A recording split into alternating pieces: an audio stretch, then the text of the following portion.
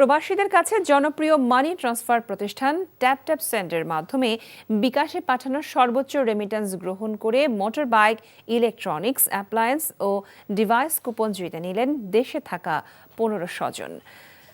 সম্প্রতি বিকাশের প্রধান কার্যালয়ে এক অনুষ্ঠানে বিজয়ীদের হাতে পুরস্কার তুলে দেওয়া হয়। সর্বোচ্চ রেমিট্যান্স গ্রহণকারী স্বজন পেয়েছেন 1,80,000 টাকার মোটর বাইক কুপন, আর দ্বিতীয় ও তৃতীয় সর্বোচ্চ রেমিট্যান্স গ্রহণকারী স্বজনরা পেয়েছেন 50,000 এবং 30,000 টাকার ইলেকট্রনিক্স অ্যাপ্লায়েন্স কুপন। এছাড়া প্রতি সপ্তাহে 3 জন করে 12 জন পেয়েছেন পুরস্কার। 1 মার্চ থেকে 28 মার্চ পর্যন্ত চলা ক্যাম্পেইনে বিভিন্ন ধাপে প্রবাসীদের পাঠানো সর্বোচ্চ রেমিট্যান্স গ্রহণ করা স্বজনরাই নির্বাচিত হন পুরস্কারের জন্য।